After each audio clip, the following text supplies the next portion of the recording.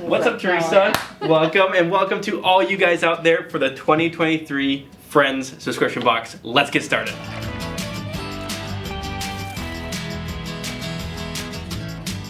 What's up, guys? I'm Kartor. We're here with Teresa Porter at So Yeah Quilting. We're going to do a little bit of shopping as well as get to know you questions. So should be a good time. Get ready. We'll just start walking. Holiday stuff's all the way in the back, and then batiks. Batiks, I like. What's it called?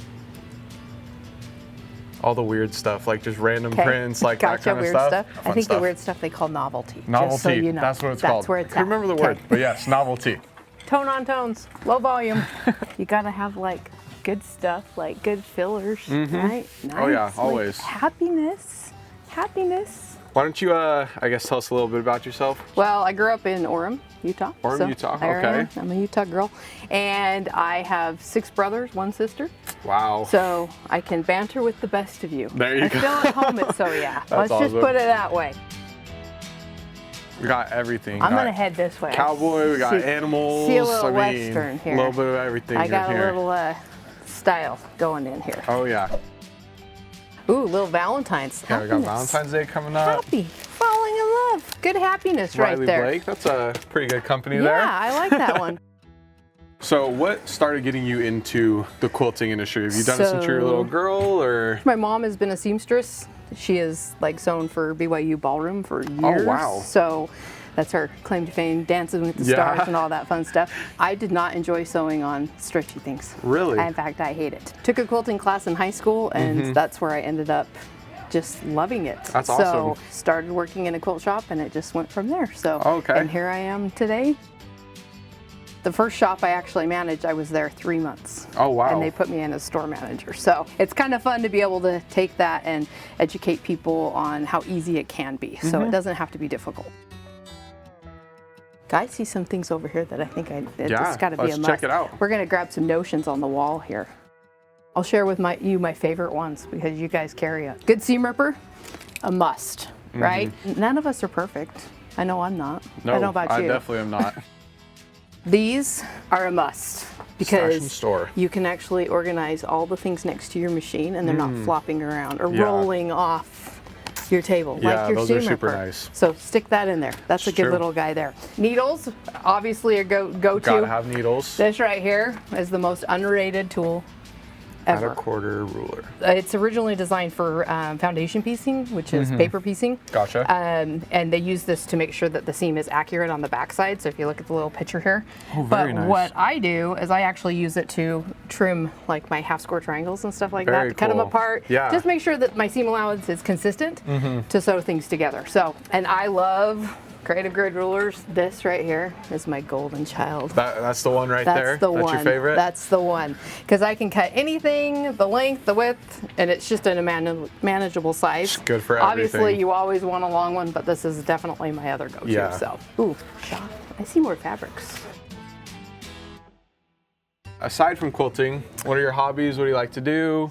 I have a few things. I love photography. I was actually into photography way hardcore before I got into quilting. Really? So that was kind of my first love, but I think it transitions really well because you're looking for color, value, I mean, all the things that you have to, all that good stuff. I also love college football. Yeah? Like, love college football. TCU all the way. Alrighty. That's awesome. All right. Got all of our pre-cut fat quarters here. This is my impulse buy. This is where I go to when I go into a shop because this is where I can usually find the goods I want right off the bat. Like, seriously, jewel tones. I'm totally drawn to them. Like, look how yummy these are. And the nice thing is they don't have to be all in the same line. Yeah, in fact, I like 100%. Personally, I love to just play a little bit outside and just get some fun colors put together. I can create, 5 or 6 fabrics will do a yellow brick road pattern, right? Yeah, 100%. And a lot of times you guys have got great free patterns up on your website that you can just crank something out fast from fat quarters, which I love a fast project. So What's your favorite colors? Scheme. How about that? That's a good question. We could pull something in the Kartor happy place. In the Kartor happy place? All right, let's see what we can find here. A lot of times I usually go for a lot more mute tones. Nothing muted. Nothing too bright or crazy kind of things. Little mountainous range there. Yeah. Into your hunting. Oh yeah. I love the outdoors fabric, or when we get more like Western cowboy kind of fabrics in. I always love seeing that. I can play in that genre. Yeah, so we're for sure. Good. So this is my favorite thing to tell people. When you go into a quilt store, like find 5 fabrics you like. Okay. Like if this were your palette, find 5 fabrics you like, and then we'll work to try to make them work together. Okay. And if maybe something doesn't work, we'll pull it and try something one out else. And find a little blender in between kind of thing. All because right. the hardest thing is when somebody walks in and goes, I don't know what I'm going to do. I don't know. So yeah. That's what I always did, is like pick 5. That's awesome. So pick 5. I'm going to see where we go. I'll pick 5. So we got this mountain range one. I really like that. Go with. It's going for the blue tones. Nice. Some blue tones in there. I've always been drawn to brown fabrics and That's things as well. Yep. Working like well. That. Some greenery there. Yeah, there you go. He's drawn to the blues, I can tell. I am. I do like the blues. I can tell that that's where your happy place is. Let's grab that one. There we go. See? So that's what we got there. Now for me, when I look at this, you said you like outdoorsy, right? I do. I love outdoorsy. That's kind of girly. You know? It's true. I see the floral print on there and everything. Same tone, but maybe not something with a floral scale to it, right? Yes. So if you wanted to bring something like that in, look how it draws in your blues. Yeah. Really well. And your brown, think that goes with right? it. Totally can work. Oh, you can pull those from there. I think you got a quilt right there. I think that's money. You ready to go? That. Sorry, I go into teaching mode more than I go No, into. that was great. Okay, you never can go wrong. Got yourself a little grunge, which is nice. Personally, I like to throw a dark background in on a quilt. Okay. I don't always do like a white. I like a contrast. Sometimes it looks a little you bit want better, that stark. You want that so pop. like this nice dark, rich. It's almost like a brown, but you could put blues with this. You could put greens with it. You could put pinks with it. Yeah. And it will just pop. That one's sticking in my happy place there right you go. there. It's speaking my language.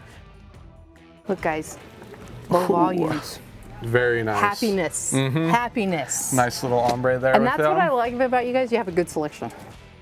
Sometimes you have to be willing to put something in there that you're just like, what the heck? Like, where does somebody see that? Like, that is a great piece. It's a larger scale so that I can actually put other pieces with it and make it work. Yeah, right? definitely. I'm not necessarily seeing something that's jumping out at me at the moment with this particular piece, but I got potential. It's one of those, you know, figure it out as you go. Exactly. Like, it's a nice one. I'll save it for later. Look, that marsala goes really well with it. Snap. Perfectly goes together. Look at that. Man. I got myself. Making quilts on the fly like this. Exactly. This is like a petting zoo. Seriously, it is like a petting zoo. You just want to go like this. Just rub your hands down it. And it's therapy. Let's go check out the patterns. The patterns, all right. That's where I usually start. Yep. I've quilted enough that I look for a challenge. Okay. So I don't want everything to be so simple, right? So like the knitted star here, that one's a good pattern. A little bit more of a challenge-based quilt. Okay. But sometimes you want an easy quilt, but looks like it's a little complicated. Yeah, okay, so like the penny quilt right there. Yeah. That is a simple pattern. But yet it's set on point, which gives it more of an optical illusion that it's harder. Yeah. Right? Same with Cozy Cabin. That's another really good one to just have. It's a great way to use up those blender pieces that you just have like built, you know, ends of, and then you want to play them into something kind of complex. But I personally look at what I can teach. Okay. Like a lot of times when I buy a pattern and go, you know what, I can do something like that. Yeah. Like for instance, this one right here, this Nova pattern, Alrighty. which again looks like it could be complicated, right? But it's strips. Is it? There's nothing hard about it, but it's the optical illusion, right? Gotcha. And I love tools, like as we talked about before. I love gadgets. All the fun notions. So there's a ruler that you can make this so slick, really, without any like headache or frustration. So Nova is a great pattern. This is where I collect. Yeah. Is in patterns. The patterns? Yes, in the pattern area. So I'll collect a lot of them, but you're going to need that one because you're going to make Yellow Brick Road, That's right? true. So there you go. I'm just going to toss that on there for you. Perfect. Love it. Do have one more question. What's your phase right now? What are you into? completing things. Completing things? Yes. Just have so many projects that you have to start finishing them? So completing things, but also looking at something that's simple. Okay. Like for me, because I think sometimes when you have so many that are in the process, you just want to feel like you're accomplishing something. So looking at something and just something quick. Just finishing it up real fast. Exactly. And you have your completed project. If I can start something quick and do it in a few days, I'll do it. Gotcha. So. Well, we got all your fabrics. Okay. And I guess we can go cut them up Get and them cut. get all that fun stuff going for you. Okay. So as you guys already know, I am here with Teresa Porter. She is absolutely amazing, and she's going to teach me how to make this amazing block, and it was sponsored by Riley Blake, so that's even better. Very first steps here, what should we do with our fat quarters? So we're going to take our fat quarters, and what I like to do is I like to press them out just so we get any creases that are in them. Because when you get them from the store, you know, it looks just like that? Exactly. How much fabric do we need for each block here? So it's kind of a combination cut, because we're going to, from every fat quarter, we're going to be able to get 2 blocks. 2 blocks per fat quarter. So we're going to press them out, and then we're going to stack them on top, and we're going to cut all 3 at one time. This is what you'll do to do all 15. And does it matter what colors we're choosing here? I see that we got green, a darker kind of blue color. Okay. Nope. So you're going to cut them all the same, and then we're going to sort the colors. Just pressing them. Correct. Okay. Have you ever used flatter? Yes, I have. Oh, flatter's amazing. Yes. I like the YuZu. That's my favorite one. I've never tried that one. I've only used the pineapple. Is one of those YuZu? Pineapple Grove or scentless? There you go. Let's do pineapple. She said it was amazing.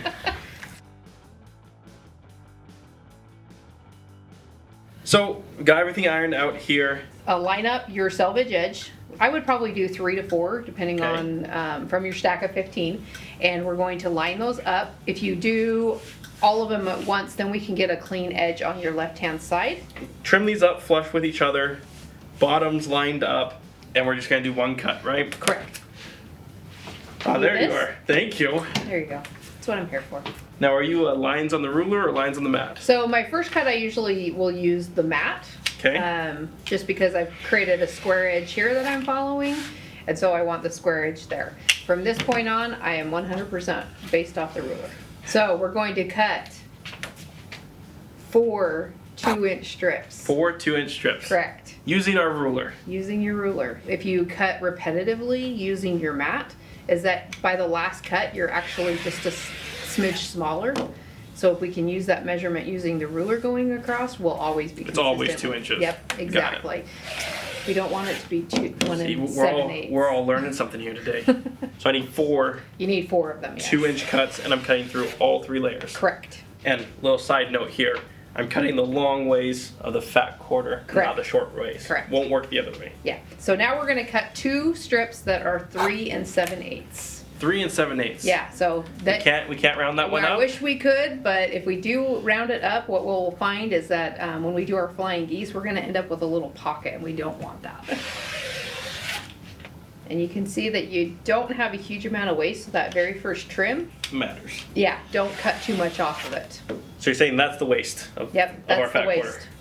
There you go. Pretty good, right? It's not even enough to do your binding. No, it's not. But you can cut some 1.5-inch squares out of that and do a postage stamp quilt, right? No. No. Let's just be real. I'm just the crazy enough one to do that, right? I've been collecting. I have boxes of just 1.5-inch squares. Someday.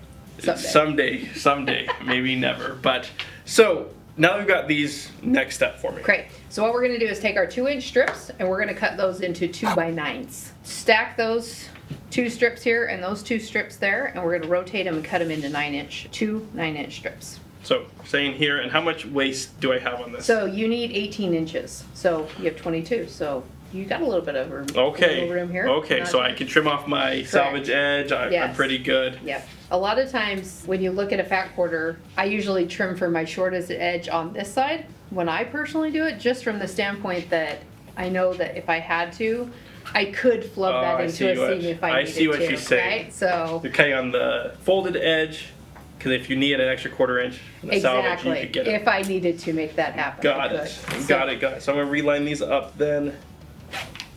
There you go. We need exactly 8 inches of usable strip here, so if something does happen, don't panic. We're good. Right? So I'm cutting 9 inches. 9 inches though. So 2 inches. I threw you off there with the 8, didn't I?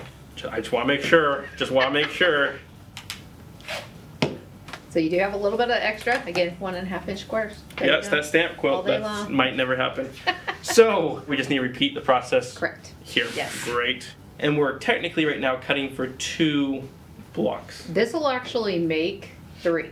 This will make 3 blocks. This will make 3. If we do all 15 fabrics, we're going to get more color variations like we've got here. Gotcha. But if we stick with making these 3 fat quarters at one time, it'll make 3 blocks. There's your strips.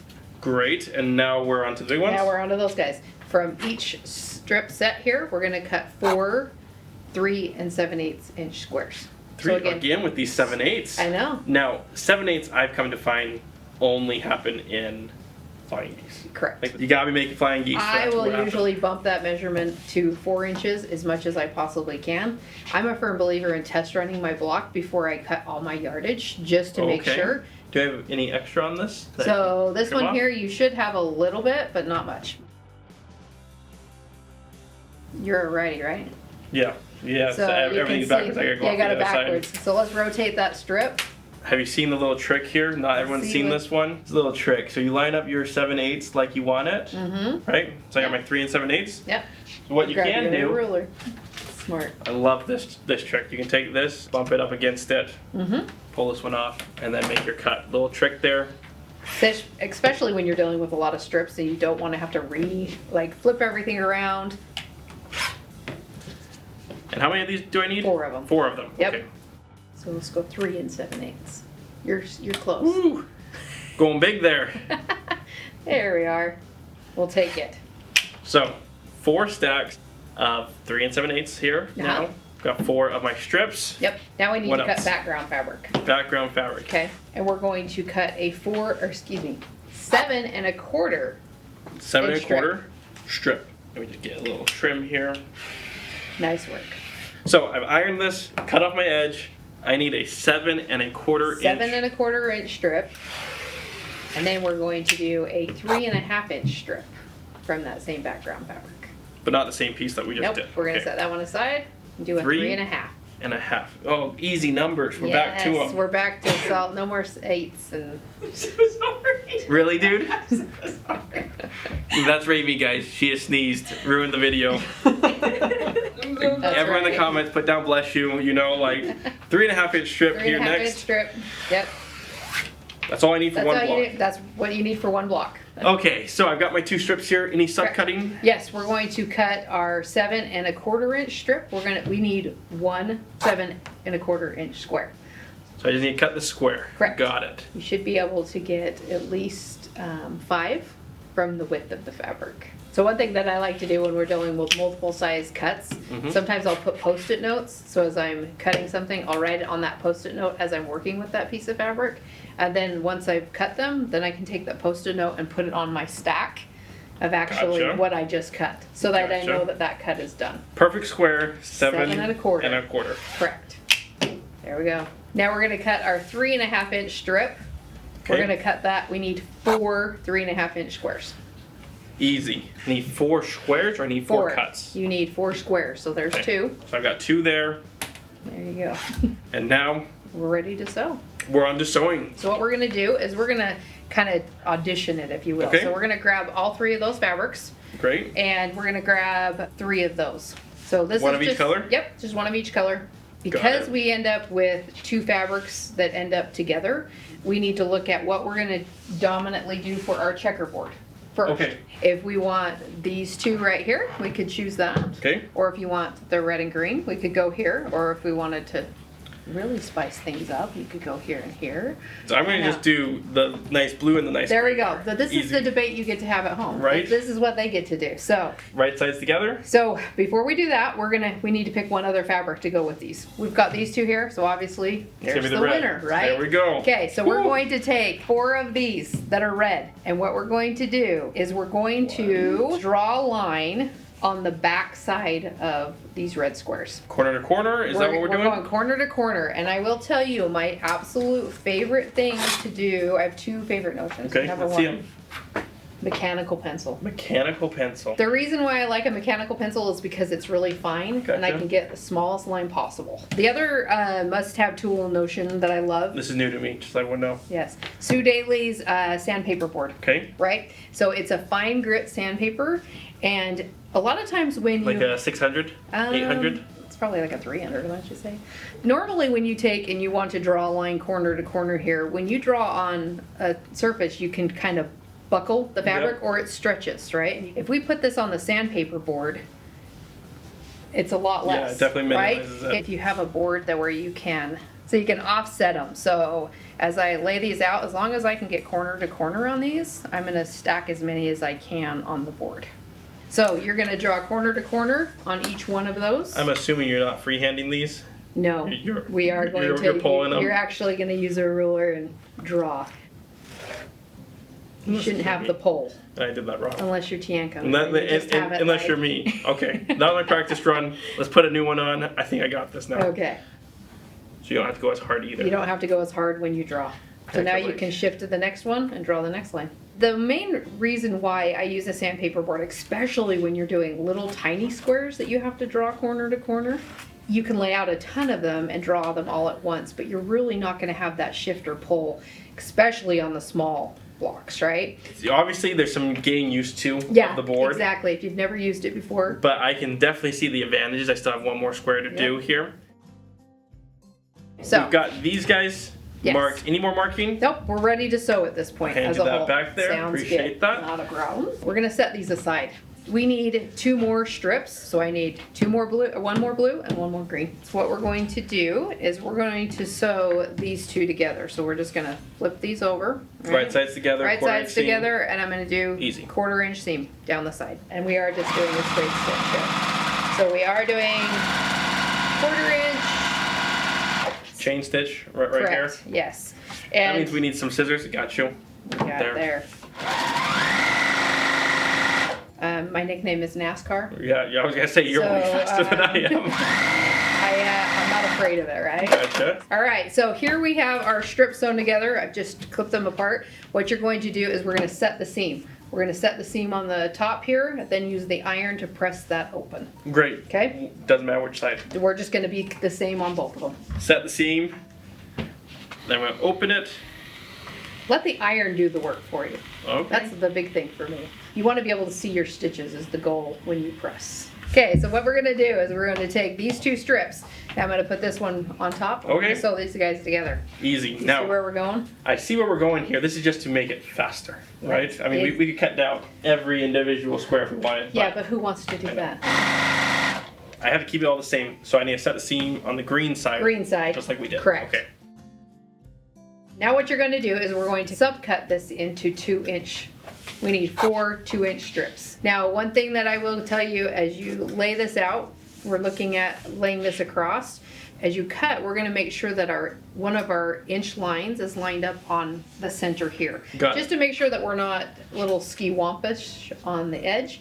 So again, we're going to clean up the edge on the left-hand side. Clean up the, got it. And then cut. Or if you're going to do Teancum's little trick of I have with to. the rulers, whatever he does. So flush this up 2-inch. 2-inch, yep. We need 4 of them. There. And it's gonna look off, right? It's not gonna be perfectly square because we need our seam in there. Yep. So got 4 of them. You got your strips cut. Now what we're going to do is we're going to just rotate here. Every other. Every other. And there is our center block. Now we're going to sew it together, and that'll bring it more proportioned. How hard is it now going to be to get these on point? Not hard at all. So I'm a big fan You're of pinning. a pinner. I'm a pinner at this point. So what I do is no clips. No clips. Here's my pinning trick.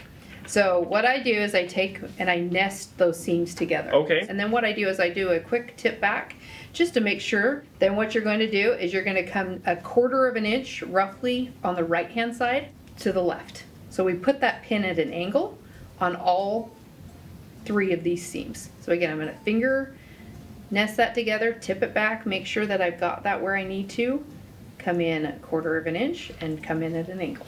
And if you notice, I'm always going in at the same angle. The reason why I do this is that when I start to sew, I can sew right to the seam as I sew to it. Okay. Then I can take the pin out. I see it. Because I see it. if we have it straight in, there's shift that can happen there. Hopefully we're not going to have that. But the other thing is it helps keep those fabrics on the backside in place. I've never had that explained like that. Most people are like, you just throw pins in it. Yep. That makes sense to me. That is the reason why we pin. And I can see how helpful that can be. So we're going to do the same thing on both sets, and then we're going to sew along the side. Great. Once you get to that seam, we're going to take out the pin. We'll grab the second set, we're going to do the same thing. Now, are we going to have to set the seam like we did the last time on these? I always set the seam. Do we need to reverse them or anything? Nope. And I set the seam on all the things I quilt just because it's habit. I think it does make it easier then to get it really nice. Well, and it also helps relax those threads with the heat first. So here we have our two pieces. We're going to now do the same thing where we're going to nest those seams. We're going to just sew this across the way again. Going to set the seam and press it one more time. Got this. We have our center square. Correct. It's done. How do we make the borders around this thing? So what we're going to do is we're going to start with our one of our 7 1/4 inch squares. Right there. And we're going to take 2 of our 3 7/8. Math. I know. We're going to place them corner to corner and match the same line across the center. So what you could do, depending on where your surface is at, you could put some pins here. If you have an extension table, don't bother. We're going to stitch a 1/4 inch off of this center line on both sides. So this, I like this method because I get 4 flying geese in one step. Yes. As a whole. So just rotate that around. If I can give you any suggestions on this, if anything, be as scant as you can. Now, are you a scissor cutter or are you a... I'm a rotary cutter. I pull that out and cut that in half, right? You could technically do it. I invented a rotary cutter for a reason, right? So now what we're going to do is we're going to take these two pieces here and we're going to press them up, okay? Set the seam. Set the seam. Press up. Ready to go next step here. So what we're going to do is take those other 2 squares that we have that are 3 7/8 with the line drawn on them, and we're going to line, you could put a pin in here if you didn't want to, again, just because of where I'm at and what I'm doing. Normally, I wouldn't even bother. I just chain piece these again. We're going to sew a 1/4 inch off that line. And all the way through though. You didn't stop anywhere there. You went all the way through. I am literally just chain piecing this all the way through. Then I'm going to take this, flip it around, and sew the other side. Rotary cutter ready. And guys, you don't have to sew as fast as her. That's really fast. Oh, you do this professionally. Lead foot. National teacher, like you got a lot of things going for you that we don't. We're gonna make sure this is as accurate as possible, but that's why we square up. So if you square up, it's okay if we're a little off here or there. So again, take these apart and we're going to press those. Set your seams and then press out. Now comes the fun part. We need to square these up. Squaring these up. Okay. So, how are you going to recommend to square these guys up? I'm going to suggest that we want at least a 6 1/2 inch ruler. I just happen to have one here. Oh, you have one? Yeah. If you didn't have a 6 1/2 inch square ruler, so if you had your large ruler, I'll grab my big one. If you had that, what you could do is actually take a product called Glow Line. It's a 1/4 inch tape. Love it. And it comes in 3 different colors. So it's just a 1/4 inch tape, and we would put this on the back side. That's really important because if you put it on the front side, your depth perception's off. It's different. So we would just measure over 6 1/2 inches, place that down, and we need to have it by 3 1/2. So we would go 1, 2, 3 1/2. And I've got overhang happening everywhere. Life. But it's all going to come off when you make that first cut.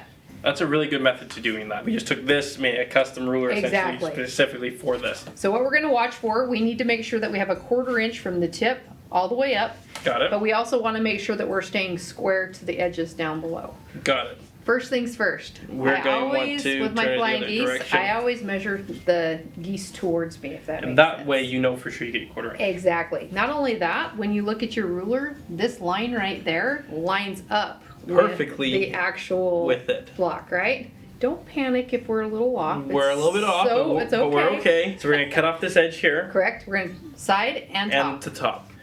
So looking at both sides. It's really just fluff. that's in there. Exactly. Now we're going to trim it to Yes. size. So quick tip for you. Take the top right-hand corner, rotate it to the bottom left. And then that way you know that the left and the bottom side are square. We're going to be looking at the tape this time. So lining up the lines with our and flow since there's a line little here and bit here. of tape there, it's also got enough to like really catch the fabric a little bit. So that you're not going to have that shift happening. You got yourself a perfect There you go. And that's using a larger ruler. If we were using something smaller, like a 6.5 inch ruler, we have, again, the line. We're going to rotate that towards us. It's already 6.5 inches wide. So we know that. Right? Should be good. Yep. Trim it up. Rotate Do the turn. that, and then put that This on guy there, on. and we're going to go square. And I found that the more accurate you are with squaring things up, your quilts, it doesn't matter how you've sewn them, the squaring up process is the key. Everything squared up. We've got Correct. 4 flying geese. We've got our center square. Where are we at now? Okay, we're going to lay this block. We're actually going to construct it now. It's a star, so we just got to make sure our Correct. points, Yep. And we're going to take those 3.5 inch squares. which we just squared these to 3.5 Correct. inches. Makes sense now. Yep. Put those in the corners. Ooh, we're at the home stretch here. Exactly. Easy. As a whole. So the bottom row, middle, Exactly. top. Yep. Easy. Let me hand these over to That you. works. Are we pinning on these, or Nope. or you got these? So can I teach you a trick? Sure. Have you ever heard of spider piecing? No. So spider piecing is really fun because you can take this, we're going to flip it over, and go here. I'm going to grab this top piece, and we're going to sew that one. Grab this Okay. next piece, we're going to sew this. Now, the only thing about spider piecing is that you usually just gravitate and pull the next piece in. I am going to rotate this one because I want to make sure that that tip right there, I Got hit it. that 1/4 inch. You So got I'm it. just going to rotate it around so that I can make sure that I'm going to actually hit that intersection where I want to hit it, right? Because we don't want to get that little blunt tip off. We're going to grab that next set right here. Now when you lay this back out, Cut. Iron. I got it. there we go. So now we just got to do this next side here. We're going to chain piece that on the Correct. roux there. Yep. Perfect. Looking good. So So now what we're going to do is we're going to sew these together, flipping this guy over, and we're going to sew with this on the top. it's a good block to practice on. There's lots of seams. You can practice your pressing, your needles, your points, all that kind of stuff. Yes. The more you do it, the more accurate your future quilts will be. Exactly. So now you're going to set your seam and press those Got it. out. There we go. Well, this is an absolutely amazing block. Super fun. It looks very technical. It's not a technical block. It's a strip piecing with some flying geese. Absolutely love it. Thank you so much for teaching me. Thank you for and having also, me. those little teeny tips are all about such a it. big save there. Give a big shout out there to Teresa for doing all this for Thank us you. and Appreciate it. sponsoring this quilt. I mean, it's an amazing quilt. From here, we're going to go off onto our next little segment here. So we'll see you there.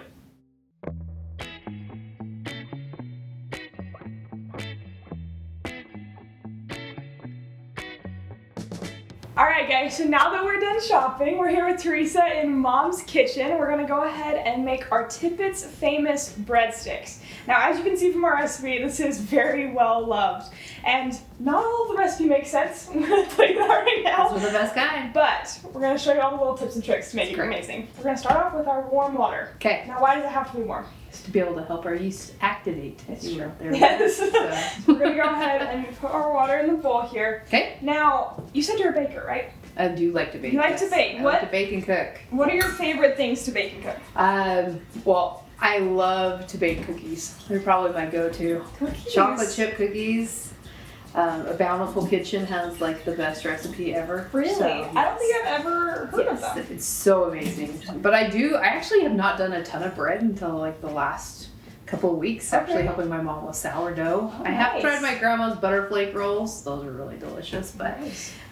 still growing on that. Do you have a one, good so. starter for your sourdough? She does, yeah. Okay. It's really good, great. So I wish I was home enough to watch out for that. Yeah. So All right. Well, now we've got our warm water. We're gonna go ahead Okay. and add our yeast. Yeast. Yeah. So So we're gonna need a tablespoon of that. Tablespoon. Sprinkled it in there. It's perfect. There we go. Okay, we're gonna go ahead and add our sugar. Now, we don't add a ton of sugar, only 2 tablespoons. Yes. 2 tablespoons of sugar is all you need. It'll still be plenty sweet. Okay. Now, we can go ahead and give that a nice little stir. Okay. We're gonna add, we need to add a teaspoon of salt, and then we'll go ahead and start adding in our flour. Okay. So we have how much here? 3 cups. 3 cups. Yes. My favorite thing about this recipe, it's super quick. Okay. Everyone loves it. That's I great. have yet to meet a person that did not like. What they have. Yes. That's great. You're running late for like a church linger longer, you know, you gotta make a little potluck item. Yep. Just grab the breadsticks. Get you going at that point, right?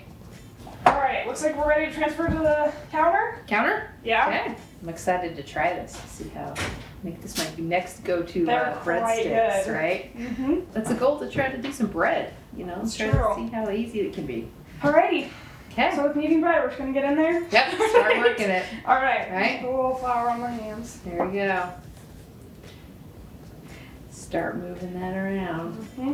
Build some elasticity, I guess. Elasticity. Build your gluten. See all these things I've been learning by watching all these cooking shows. Have I tried them? No. Not But yet. hey, we're gonna work that in there. Alright, so this is about the consistency that we need. Okay. I'm gonna get that excess dough off So my a little hands. sticky still, not Yes. totally. You don't want it dry We're Okay. gonna roll it out, so that we'll just add a little extra flour to the top. as we do that. Yes. Okay. Which gets Fantastic. it right to see. I'm gonna get all the dough That's off my hands. We're gonna let our dough sit for just a second, and we're gonna go ahead and get our pan. Now for this size batch, we're gonna do 9 by 13. Perfect. Pretty standard size. And then we're going to melt 1 stick of butter and dump it into the bottom of the pan. Now you can use glass, ceramic, or metal. It's not gonna matter. That's good Yeah. to know. So we're just gonna put that in there. Yeah. Okay. We need to melt it, which is my tray is actually right underneath you. Okay. Fun part. Yep. We're just gonna go ahead and dump it in our pan. Okay. I'm gonna go ahead and switch that around. Sure. All right. It's perfect. You ready to make our actual breadsticks now? Let's do it. Okay. I'm gonna need a rolling pin. I usually flour the rolling. Okay, that's what we Yeah, do too. exactly. Wanna go ahead and flour the rolling Sure, pin and start we can rolling do this out that. for us? Yeah, All we can do right. that. Oh, sorry. How Yeah, it's about gonna be a little sticky. A little sticky on there. Mm-hmm. We're gonna go for like yay big. Perfect. Yay big. Yay big. That's It's it. the perfect size. Want a little more? Yeah. All right. A little. Feel free to add more. It's not gonna hurt the dough at all. That's good. Yeah. We're done. Okay. We got it the size. Now this is the fun part. We're gonna Okay. roll out the All right. actual dough. But first we're gonna go ahead and cut the dough in half here. All right. Nice. Now you want to give some strips. This direction. Yeah. About 1.5 inches. Yeah. About right there. Okay. It's a little sticky. Yeah. Sometimes they just don't want to move, do they? Mm-hmm. You're doing great. Well, thanks. Welcome. You should be a jelly roll cutter. I should be. Like- This is like when you eyeball it in fabric terms, it just makes it that much easier, right? Perfect. Is that good like those? Yeah, those are perfect. Okay. Okay, so I'm gonna put this right in between us here. You're gonna want a little flour in front of you. Okay. All you're gonna do is you're gonna take your little piece of dough here, and Okay. you're just gonna roll it out into a nice little tube, little rope. Okay. We're rolling. Mm-hmm. Flour in there. I'm gonna get about this length. Okay. I'm gonna take it, and we're just gonna fold it in half and twist them up. Yeah. Did you see that? Professional over here. Tell And us then about we're just skills. gonna lay it down in the bottom of the pan, right in the butter. Okay. Sound good? There we go. All right. Okay. We're on it. And if they're bigger or smaller, that's okay. Just gonna stick them in kind of wherever they fit. On the side. Yep. Going in. All right. Now we got all the breadsticks in the pan. Okay. But what we want to do is we're gonna coat the breadsticks in butter. Oh. So we're gonna take more butter. any Yeah. more butter, any kind of brushing tool you use. We use a rubber Gotcha. one. You can't mess up this recipe. That's a good thing. Looks good. You can do one of two things. Okay. You can either just put spices on it, Okay. or you can put spices and shredded Parmesan cheese. Ooh, that's Shredded or grated. But we're just gonna be doing the spices today. okay. Fantastic. Yeah, for all of our lactose intolerant people out there. So, we have garlic powder, thyme, oregano, pepper, and salt. Gotcha. We're gonna be doing a quarter of a teaspoon of Okay. everything except the pepper. Gotcha. It's gonna be great. Now for the pepper, it literally is to taste. So whatever you It's a like, dash of whatever it, you so want. whatever so we you use want there. Now I use my hands. Some people sprinkle it for with a bowl, you know. My hands Live are on clean. the wild side. If you're in a hurry, you don't need to let it rise at all. Just put it straight into the oven, which is what we're gonna do. If you've got more time, let it rise for 30, 45 minutes. Get all big and puffy. Works either way. Gotcha. They're gonna taste just as good either way, I promise. But we're gonna go ahead and throw it in the oven for about 10 minutes. Then we're gonna check it. Probably add a couple more minutes on there. Sounds good.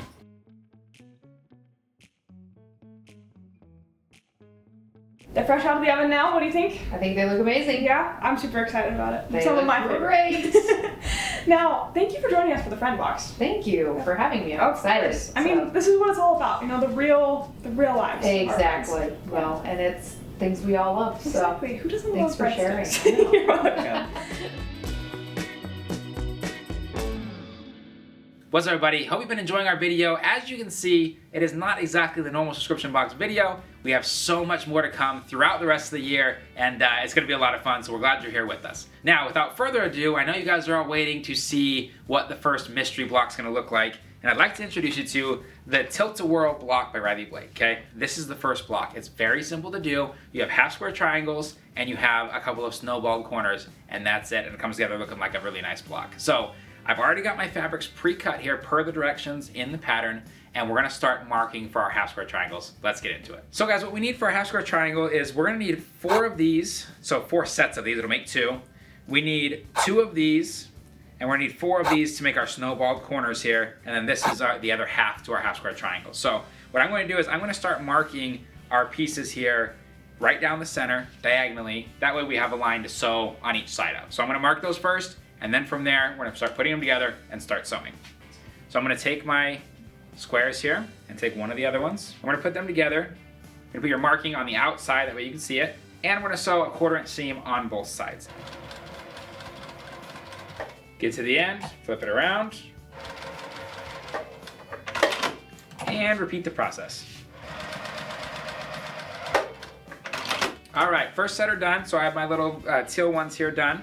What we're gonna do is we're gonna go to the next color, which are the peachy ones. So I'm gonna take this, do the exact same thing. We're just making half square triangles here. Pretty straightforward so far. So let's just keep doing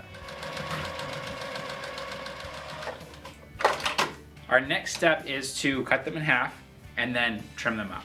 All right, everyone, so now that our half square triangles are all cut, what we're going to do is we're gonna set the seam, we're gonna open them up, and then we're gonna trim. So I'm gonna start ironing here, and then I will show you how to do the trimming. Everything's pressed out. What we're gonna do now is we're going to trim up the blocks, okay? So set down your block, drop your ruler on top.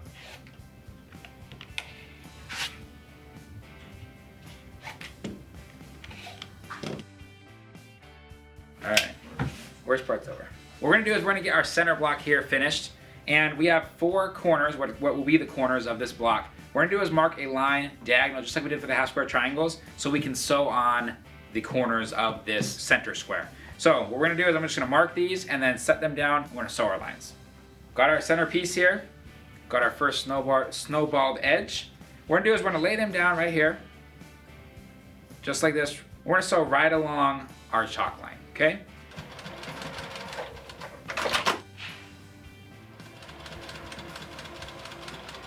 I did opposite sides here. What we're gonna do is we're gonna cut off the outsides of where we've sewn about a 1/4 inch past the line, okay? So I'm gonna set this here, have it about 1/4 inch past, and we're going to cut this off, okay? These are gonna be scraps.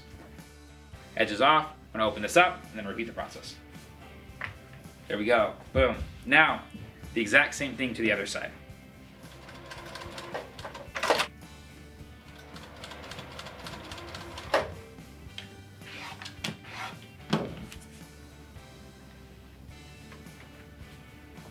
Now that we have all our pieces ready to assemble, what we're gonna do is lay them out on our design board or on our cutting table. That way we can make sure we don't mess anything up. So follow the pattern and lay things out so you're ready to start sewing. Okay everyone, now that it's laid out, what I'm gonna do is I'm gonna make this top row first, then the bottom row. I'll sew these 2 together, and then we'll sew these to this, this to this, this to this, okay? Let's do it.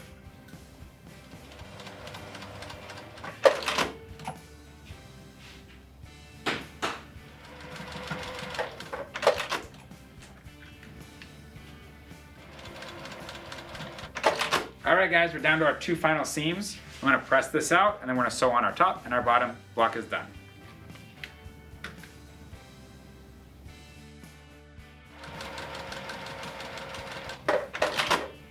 And then putting on the other side here.